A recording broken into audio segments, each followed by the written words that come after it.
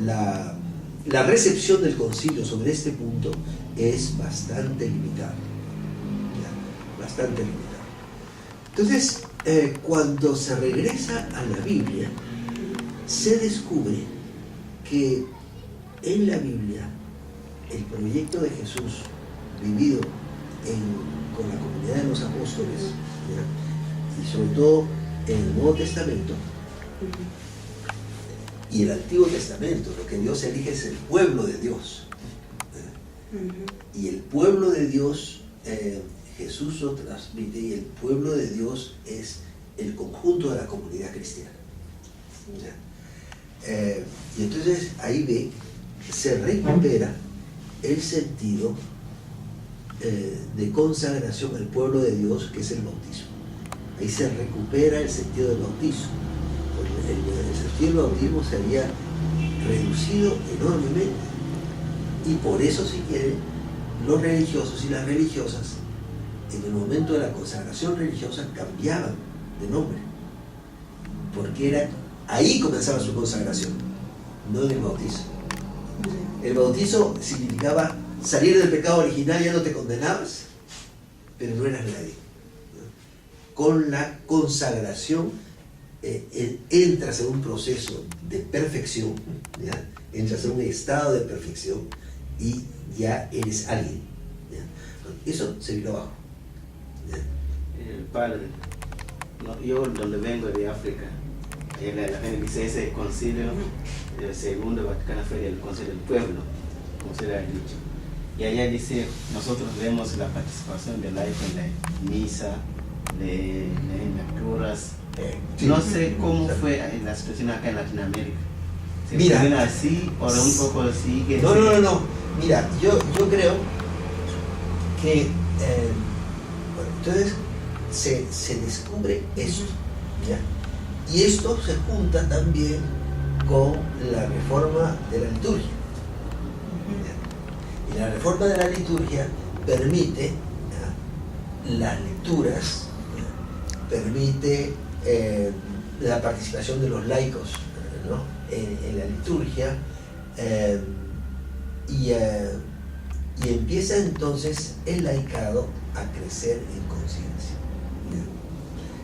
Hay una frase de San Agustín utilizada por el Vaticano, por Lumen Gentium, que es la Constitución sobre la Iglesia. Hay un texto de San Agustín que es muy bello, ¿ya? San Agustín, como dice, escribe, hablando de lo que él es como mismo. Para ustedes, yo soy lo mismo. Con ustedes, yo soy cristiano. Para ustedes, recibo un cargo, que significa peligro, y me da miedo. Con ustedes, recibo una gracia, una alegría, y la paz, ¿no? Con ustedes yo soy. Y ese texto fue el que Juan XXIII, saliendo de la sesión en que se aprobó eso, salió a los balcones del Vaticano y lo dijo en público ante la gente, ¿ya? Esto es sumamente importante, porque lo que pide no solamente es la participación en la liturgia, que aumenta, pero sí empiezan a ver los consejos pastorales.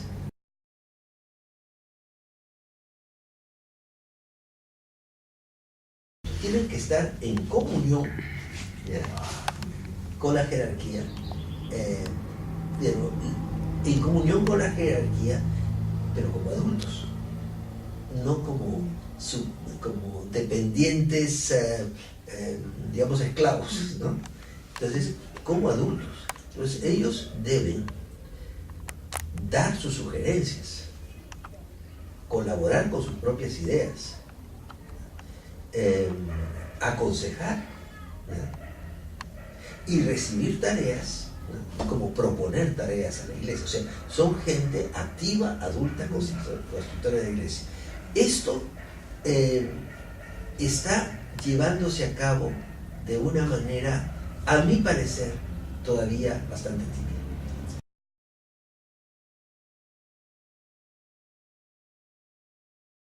Las tareas más importantes que tiene todavía la iglesia.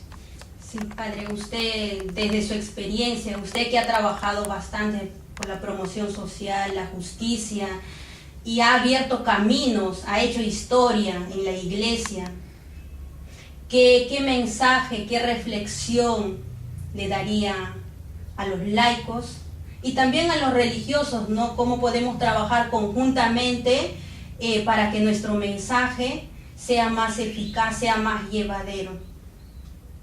En primer lugar, hay que decir que la ubicación de los laicos en el mundo es distinta a la ubicación nuestra en el mundo. No se puede decir que los laicos están en el mundo y nosotros no estamos en el mundo. ¿Ah? Ustedes han venido en bus ahora, ¿no? Sí. O sea, están en el mundo, ¿ah? Tienen casas, ¿no? Sí. Claro, o sea, tienen que pagar impuestos. O sea, no hay que decir que la iglesia no está en el mundo, está en el mundo, pero está en forma distinta, ¿ya? El laico tiene por objeto entrar en las mismas estructuras del mundo, ¿ya? Y voy a dar desde las cosas más elementales.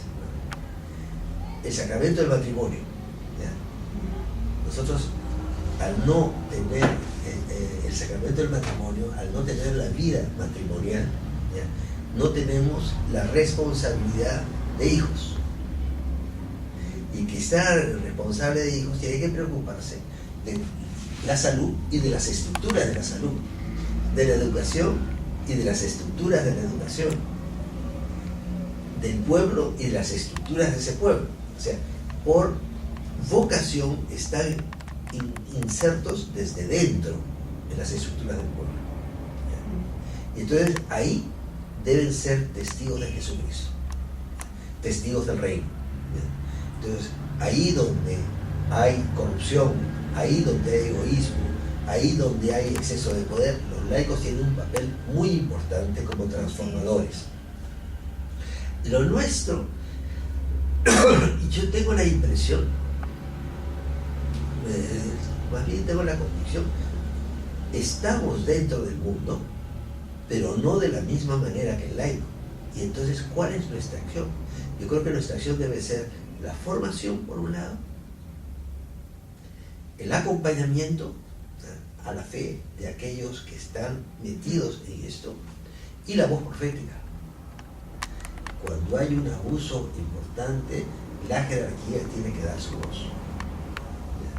Entonces, que es una manera distinta, desde la profecía es una manera distinta a la del laico.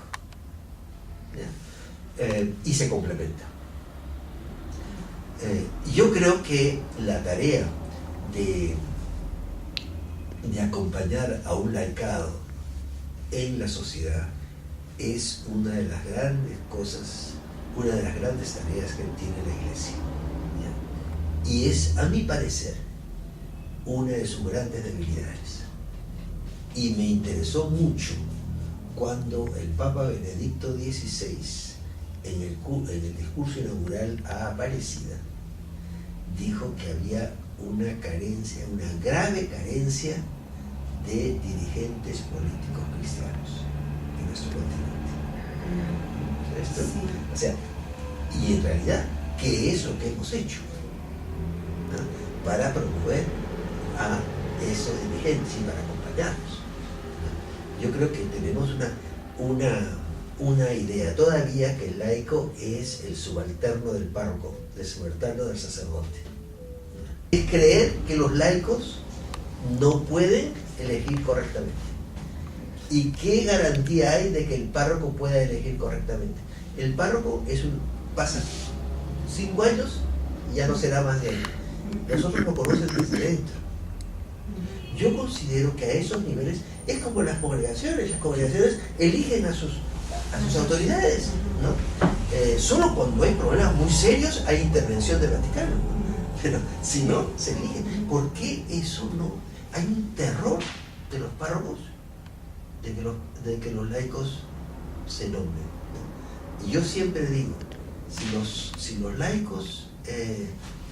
laicos pueden pecar, ¿qué garantiza que la persona que elige el párroco pueda no pecar?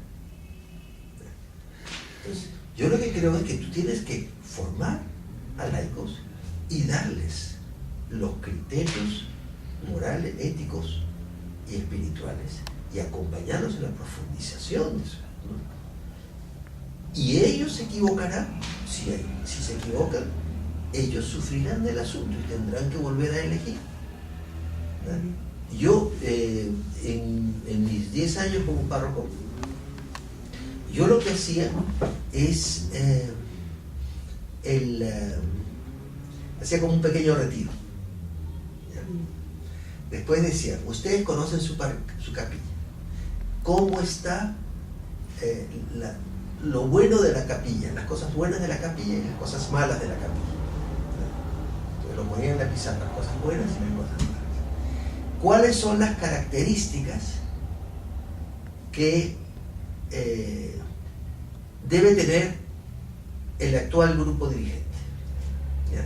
Entonces dice, supongo que muchos pleitos, entonces hay alguien que no está preocupado suficiente en las cosas sociales, está muy centrado en lo catequesis, ¿no?